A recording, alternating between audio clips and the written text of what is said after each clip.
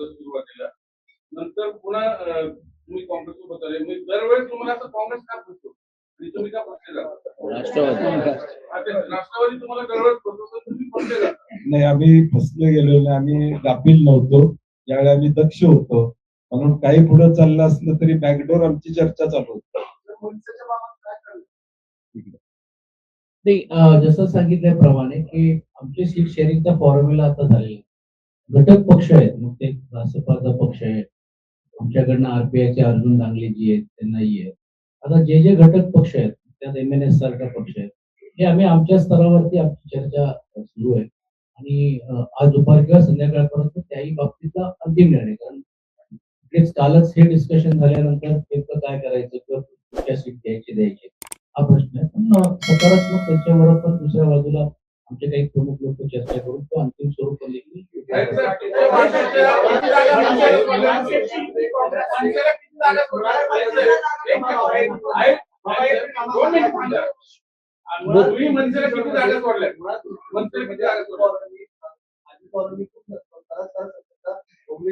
पुण्यामध्ये पण काँग्रेससोबत या दोघांमुळे काँग्रेसच्या मतांवर परिणाम होईल. नाही, दोघांच्यामुळे काही परिणाम व्हायचं कारण नाही, कारण की शेवटी 7 वर्षाचा महायुतीचा भ्रष्ट कारभार हा लोकांच्या पुढे आहे. पुण्याची अवस्था काय आहे? आज पुण्याला 22 TMC पाणी लागते. ते पाणी देखील मिळवण्यासाठी तुमची सत्ता आहे म्हणता, मुख्यमंत्री तुमचे आहेत म्हणता, पालकमंत्री पुण्याचे आहेत म्हणता. मग त्या 22 TMC महापालिकेला ट्रिब्युनल मध्ये का जावं लागतं? तुम्ही बैठक घेऊन ते 22 TMC पाणी का देऊ शकत नाही? ह्या महत्वाचं ना. दाखवायचंय का नाही करायचंय? मग सत्तेचा वापर तुम्ही स्वतःच्या फायद्यासाठी करताय का? या पुण्यातल्या तुम्ही पुण्यातला साधा पाण्याचा प्रश्न मुख्यमंत्री आणि उपमुख्यमंत्री दोन्ही सोडवू शकत नाहीत, तर मग याचा फायदा काय आहे? म्हणजे उपयोग काय त्यांचा? त्यामुळे त्यांच्या मताचा काही परिणाम होणार नाही. लोक काँग्रेस शिवसेनेला मतदान या ठिकाणी करतील अशी आम्हाला खात्री आहे.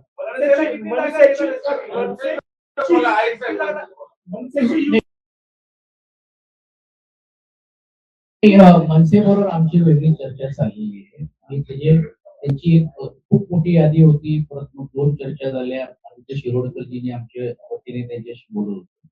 ती शेवटची एक यादी 32 ची आलेली आहे आणि 21 पर्यंत तरी देखील आमची चर्चा हा अंतिम स्वरूपावरती झाली आहे. अजून थोडेफार काहीतरी वर खाली करून घेऊन ती चर्चा होईल. पण मी यासाठी ऑन रेकॉर्ड बोलत नव्हतो की जोपर्यंत होत नाही तोपर्यंत आपण चर्चा करण्यात अर्थ नाही, तर पूर्ण झाल्यानंतर मग स्पष्टता आपल्याला बोलता आलं असतं. म्हणून ती चर्चा झाली. मराठी दुपारी आमची अंतिम बैठक होती. मनसेची युती फक्त शिवसेनेसोबत आहे का काँग्रेससोबत आहे?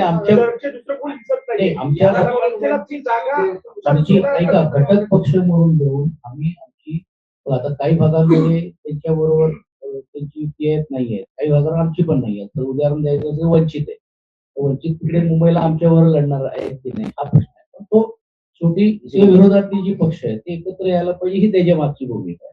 आणि म्हणून तिकडे काँग्रेस पक्षांबरोबर त्यांची चाललेली आहे. तर आम्ही पण इकडे अशी भूमिका घेतली की वंचित हे तुम्ही तुमच्या कोट्यातून चर्चा केली पाहिजे आणि बाकीचे जे घटक पक्ष जे आमच्या बरोबर आहेत त्याला आम्ही आमच्या बरोबर करू. सिंपल आहे, काही नाही आहे.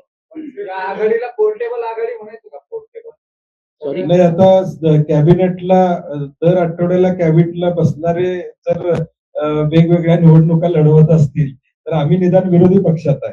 त्यामुळं त्या श देण्यासाठी आम्हाला जी पावलं उचलायला लागतात ती उचलावं लागतात.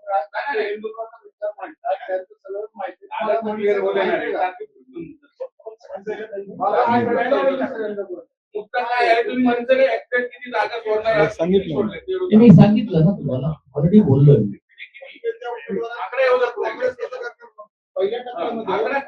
मी ऑलरेडी तुम्हाला सांगितलं 32 ची त्यांची यादी आहे. आमची 20-21 ची सकारात्मक चर्चा झालेली आहे. अजून त्यामध्ये वर खाली करून घेऊ, तो आम्ही चर्चा चालू आहे. निर्णय घेऊ. दुपारी बोललो ना. आज त्यांचं झालंच नसल्यामुळे मग आमची चर्चा अंतिम व्हायची. त्यांच्याशी आता दुपारी चर्चा होत ते संध्याकाळी जो फॉर्म्युला आहे ना तो फॉर्म्युला आमचा आहे त्यांचा तो होईल. तो त्यांचा विषय कधी तरी द्यायचं काय. अजून 100% आमच्याकडे उलट त्याच्यापेक्षा जास्त उमेदवार इच्छुक त्या ठिकाणी आहेत.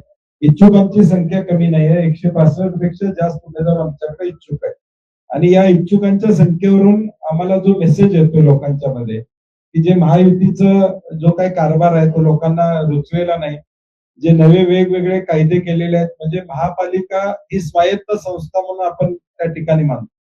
हा पब्लिक डोमेन मध्ये विषय आलाय का नाही मला माहित नाही, परंतु 29 ऑगस्टला एक अध्यादेश कायदा करून या महापालिकेतल्या प्लॅनिंग ऑथॉरिटीचे अधिकार हे टाउन प्लॅनिंग डेप्युटी डायरेक्टरला दिले. आणि आता कमिशनरला महापालिकेत किंमत नाही आहे. डीपीचे अधिकार टाउन प्लॅनिंग आता डीपी महापालिका करते, त्यात स्ट्रक्चरल प्लॅन नावाचा एक कायदा टाकून एक शब्द टाकून त्याचे अधिकार एका विशिष्ट तारखेनंतर जॉईंट डायरेक्टर टाउन प्लॅनिंगला दिले. म्हणजे आता महाराष्ट्रातल्या कुठल्याही महापालिकेचा कमिशनर, महापौर, निवडून आलेला नगरसेवक हा बॉस नाही आहे. आता त्या महापालिकेचं प्लॅनिंग सुद्धा जॉईंट डायरेक्टर टाउन प्लॅनिंग करणार. हे अधिकार महापालिकेचे काढून घेत चाललेले आहेत. त्याच्या विरुद्ध आमचा लढा असणार आहे. लोकशाही या महापालिकेमध्ये टिकली पाहिजे. कायद्याच्या माध्यमातून स्वतःच्या हातात सगळे अधिकार. आता जॉईंट डायरेक्टर कोणाचं ऐकणार? मुख्यमंत्र्यांचंच ऐकणार. आणि म्हणून हे सगळे विषय अनेक आहेत की जे विषय घेऊन आम्ही लोकांच्या पर्यंत जाणार. तुम्ही सांगितलं की 45 जागा शिवसेनेला फायनल त्यातले 21 जर यांना गेले शिवसेनेला जागा नाही, अजून आमची चर्चा आहे ना, जे हे फक्त आता जे 100 राहील झाले जागा, त्यामध्ये अजून बाकीचे जे सीट्स जर ऑलरेडी होणार आहेत त्यात मग आम्हाला मॅक्झिमम किंवा त्यांना कमी जास्त तो डिस्कशन पॉईंट आहे. तेही आपण 90% झालेले आहेत. काही ठिकाणी आम्हाला असं वाटतं की इकडे हे करावं, कारण कसं आहे शेवटी प्रभाग रचना आहे 4ची. एकाच कॅन्डिडेट त्यांचा स्ट्रॉंग भेटतो, एकाच आमचा आहे. एका ठिकाणी कुठेतरी समजा आमच्या कॅन्डिडेटला आम्ही सांगतोय की तुम्ही महिलामध्ये लढा, कुठे ओबीसीचा विषय येत आहेत, काही भागामध्ये ओबीसीचा कॅन्डिडेट त्यांच्याकडे मजबूत आहेत, आमच्याकडे नाहीये. तर अशा गोष्टी पण आहेत. म्हणून मग असं ठरलं की जिकडे एकमत झालंय तर तिकडे आज किमान एबी फॉर्म तरी देऊया. बाकीच्या याच्यामध्ये पण 90% झाले, 10% विषय. आणि आपण आता जे म्हणत होतं तसं की शेवटी हे लक्षात घ्यायला पाहिजे किंवा त्यावेळी आम्ही एकत्रित एक पर्याय विरोधी पक्ष दिले. कारण भारतीय जनता पार्टीचा हा पूर्ण प्लॅनिंग आहे की पुणे महानगरपालिकेमध्ये आणि पिंपरी चिंचवडमध्ये ऑपोजिशनच ठेवायचं नाही. बरोबर. आणि हे तुम्ही जर बघितलं असेल की ज्यावेळी मुख्यमंत्र्यांनी पहिली स्टेटमेंट दिली की तुम्ही राष्ट्रवादीवर जाणार का, त्याला की आम्ही काय वेडे आहोत का किंवा राष्ट्रवादी जे आहेत, आम्ही ऑपोजिशनला स्पेस का द्यायचं. म्हणजे ह्यांची ठरलेली महायुतीमधून आम्ही इकडे लढू, तुम्ही हे लढा. आणि ऑपोजिशनचा स्पेस करत असताना जे डाव रस्त्याचा प्रयत्न केला की आमच्याच घटक पक्षाला गेले 2 दिवस चर्चा करतो, काहींना राजकीय आजार झाले, आता ते दिसेलच थोड्या दिवसात कुठचे आजार झाले, काही चर्चेमध्ये होते, करतोय म्हणून सांगितलं आणि मग नंतर त्यांनी माघार घेतली. तर आम्हाला तर एक पूर्ण प्लॅनिंग हा त्यांचा असा आहे की या विरोधी पक्षाचे उमेदवारच राहता कामा नये. म्हणून कोणीतरी अगोदर विचारलं की तुमची 165 आहेत का. आता परिस्थिती अशी आहे की त्यांच्यातले अनेक लोक आमच्या संपर्कात यायला मागतात. ते आमच्याकडे सांगतात की थांबा जरा, एक दिवस थांबा. आणि आता स्पष्ट बोलायला हरकत नाही, काही भागांमध्ये तोही स्ट्रॅटेजीचा भाग आमचा आहे. म्हणूनच आम्ही उद्यापर्यंत आम्ही फॉर्म्स एबी फॉर्म्स पण आम्ही वाटप करायचा करणार. पण एक गोष्ट नक्की आपल्या माध्यमातून पुणेकराला हे समजलं पाहिजे की विरोधी पक्ष म्हणून जर हे सत्यामध्ये जर परिवर्तन करायचे लोकांच्या मनामध्ये, तर हा पर्याय हा काँग्रेस आणि हा शिवसेना असू शकतो.